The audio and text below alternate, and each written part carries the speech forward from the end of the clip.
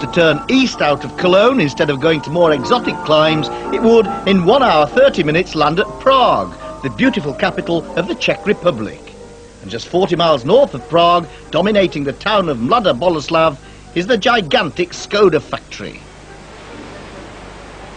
In Britain, we're all familiar with the good old Skoda jokes, but you don't think that I'm brave enough or daft enough to stand here in the Skoda factory and tell them, do you? But there's one area of Skoda's operation where there's absolutely no joke, and that's in the field of motorsport. It all began in 1906 when they started competing in rallies, road races and reliability trials.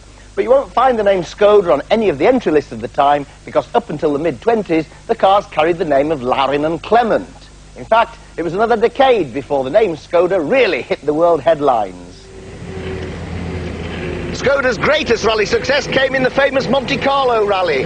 This rapide sports car won it outright in 1936. It's got an electronic gearbox, independent suspension, but the steering is extremely heavy. And you may wonder why I'm sitting on the right. Well, they used to drive on the right in Czechoslovakia until the Second World War. But it was in the 70s and 80s that the international rallying community, including myself, sat up and began to take notice as cars like these 130s started to pile up awards and championships for the Skoda factory. They've won more trophies than Toyota would even dream of. In fact, at the last count, it was well in excess of 5,000, most of them class wins. One driver, John Haugland, won his class 100 times on the trot. The team is based in a little corner of the factory where a job in the competition department is regarded as the ultimate career achievement. They realise that with their 1300cc engines, overall wins are out of the question for the Favorit. But the whole operation is highly professional on a budget of just £800,000 a year. Our competition department is 3 workshops, and altogether we have 2,000 square meters. We have 31 people which are employed here.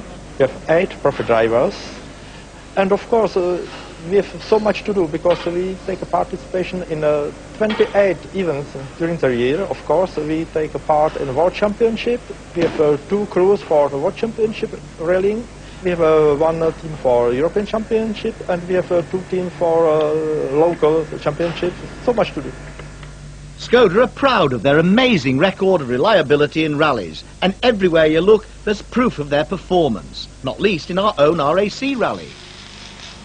In the last 20 years we've won 19 class titles, and I hope we can add 1 in this year.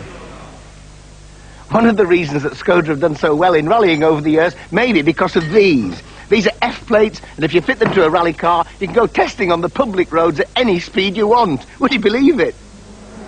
And while we were there, they actually closed the village, so they could do a bit of final suspension tweaking before the RAC rally next week. Well, I reckon there's only one way to find out how these Skoda rally cars go, and that's to sit alongside the #1 works driver, Pavel Sibera. Pavel started life in the engine shop at Skoda and has now graduated to become a big star in his homeland. I was interested to see Pavel on the gravel. Oh, and by the way, this might not look like it, but this is another public road that Skoda have commandeered for the occasion. The Favorit's handling was remarkable. Pavel's driving brilliant.